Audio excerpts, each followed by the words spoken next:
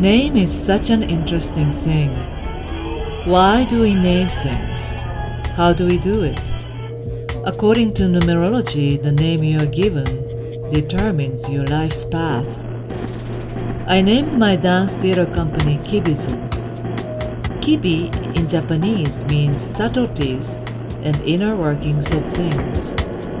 I thought it was appropriate for the nature of the work I was creating. I wanted my work to touch upon the inner workings of people's beings and their relationships with the outer world. Interestingly, English-speaking people often mistook Kibi for Cubism. That is more than just fine to be associated with the avant-garde movements that introduced working with multiple perspectives by people like Picasso and Cézanne. The Chinese characters used to write my name, Naoko, means monk's child. In my generation, the name ending ko, means child, was very common. I think parents put their wish and prayer into their children's names, such as wishing them to be gentle, Yuko, honest and beautiful, Naomi, spring-like softness, Haruko, holy, sacred, etc. Nowadays, parents name their children with fancy modern names, sometimes with just one Chinese letter, such as Aoi, hollyhock, Anzu, plum, and Misao, a woman of principal grace. Some parents go to fortune-telling to figure out what kind of names would give their children happiness. According to numerology, names determine our life's path. I hear that store or company owners change the names of their store or company in order to uplift their fortune. Some people leave their birth names and others try to keep them. I know some artists who have changed their names to fit who they are now when they realize that they have outgrown the birth names they were given. Also, more women now tend to keep their maiden names after they get married. Not only the meaning of the names, but also the sound of the names give us certain impressions. In the United States, people often cannot pronounce my last name, Maeshiba. It has too many verbs and too many letters. Even short first name is a challenge since it has two vowels back to back, Naoko. They are associated with Spanish, and pretty soon my name becomes either Naoki or Naomi. It seems that unknown names either intrigue people or make them uncomfortable. Names are tied to our identity so strongly that I sometimes wonder if I didn't have my given name, what would change? Would I dream differently? Would I walk a different path? Would my personality change? I would think so.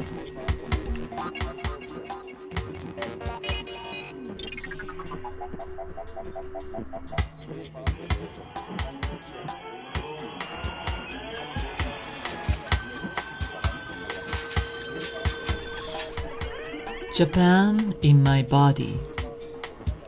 Growing up in Kobe, Japan, In the 1960s and 70s, nature and culture merged all around me.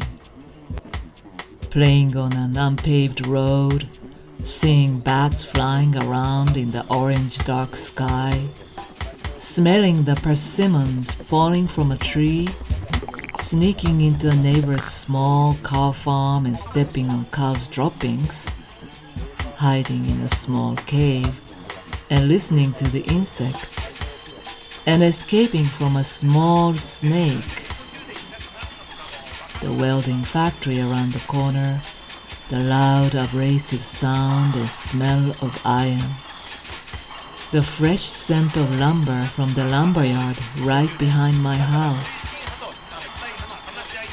That's where I gathered neighborhood kids and performed my first play.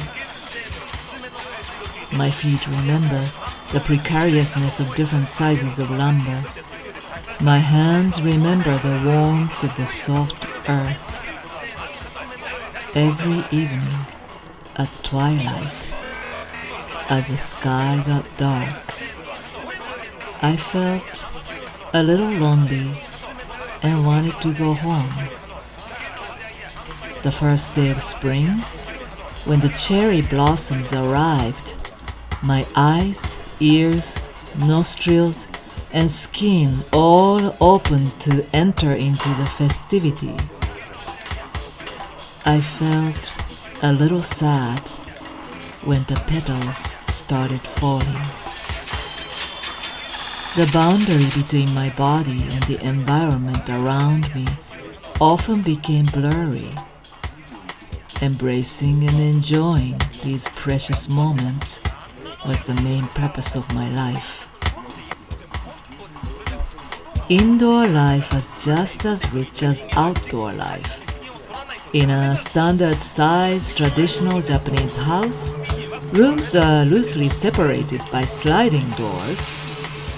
We also demarcate the space by taking off shoes, putting them on, taking them off and putting on indoor slippers, then taking them off and putting on toilet slippers, so on and so forth. In the house where I grew up, all the rooms were multifunctional. One room turned into a bedroom, a living room, and a study.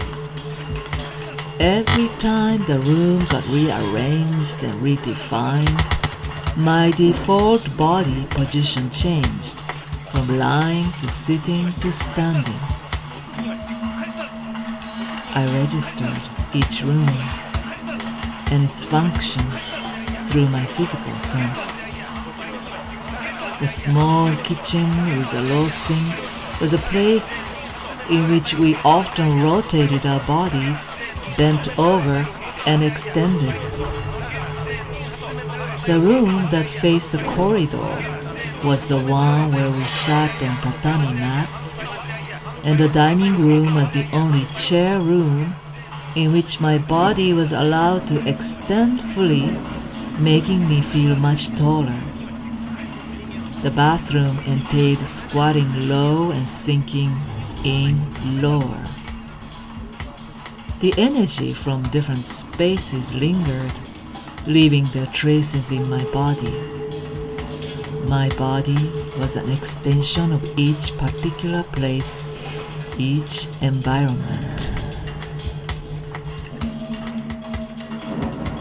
There is another thing about my Japanese culture. The invisible spirits that inhabit physical spaces. My family practiced Buddhism, and they often talked about actually seeing and hearing the spirits. I was always curious about these entities I couldn't see but only sense.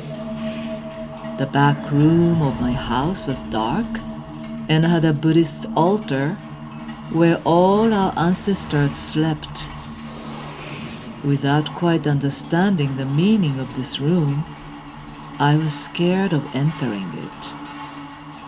This was the only room in the house with a door that creaked as it opened and closed.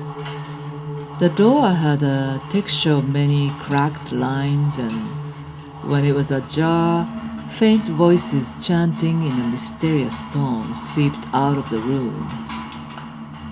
The musty scent of incense, the gold inscription on 3 small black tablets, candles, scripture, sweet offerings, things of and for the other world. The darkness was not just dark, but thick and heavy on my body, suggesting the presence of something, even if I couldn't see what it was. As I began sensing the intricacies of a physical space, I developed a sensitivity to the energy of and between the people in it. I often noticed a certain atmosphere subtly vibrating inside a person, even if nothing was said or expressed verbally. I picked up an inkling of a fight, even before my parents started the actual fight. I was learning that how people appeared to be on the outside and what was actually happening inside were 2 different things. Even though I couldn't see it, people's energy affected the energy of the space, which affected my senses and made me feel certain emotions. When my parents fought, the room felt gloomy and sticky. Something hard like a brown rubber ball grew in my solar plexus. The room turned the color of red and yellow. I felt anger. When my grandmother read bedtime stories, I warmed up, opened, and felt cozy. I was filled with joy. When I found out that she left early in the morning without letting me know, my futon felt colder, the floor harder, and my body felt like it was shrinking. The bottom of my stomach turned ash white. I felt sadness. I began to understand something about the intangible entities circulating in, around, and through tangible elements. When energy was flowing in and out of my body, my sensations were alive. My emotions pulsated strongly and vividly. It was physical.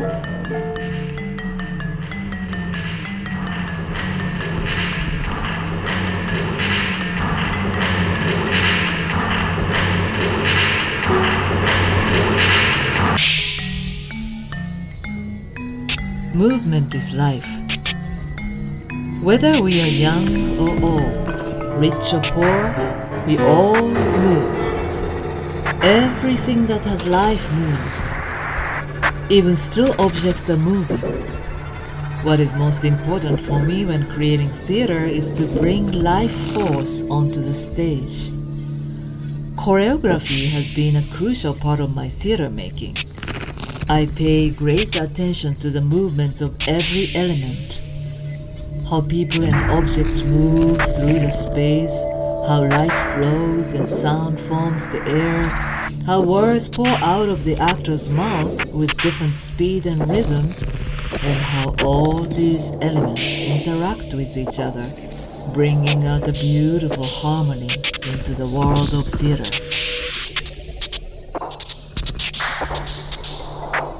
Through movements, we get to know the characters, how they think, feel, sense, and act. Our mental and physical habits and patterns accumulated in our bodies over the years manifest in our movements. How we stand, walk, talk, and eat all show who we are and how we have lived our lives up to this moment. Our posture shows our attitude towards life. Our moment moment-to-moment psychological state and the blocks that get in our way of living our true selves.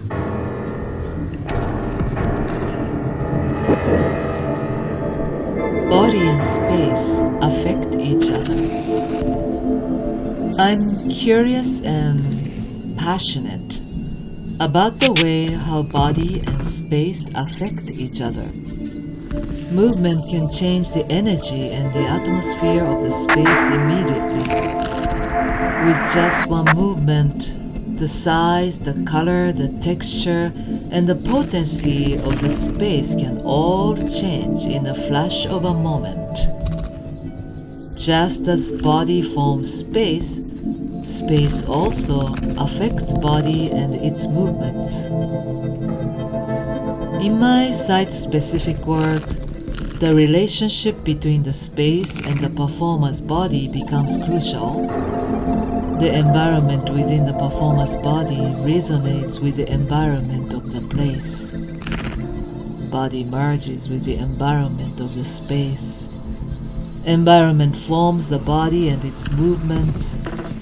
I am always thinking where in space makes sense for him to appear from in the first moment of the performance. How would he inhabit the space? Who is he? Did he just come to this place? Or has he been always living here? What is his relationship with the space? Space and body form the content and the context. Not only the space, but also objects in space affect body and movements. Objects in space are the extension of the body.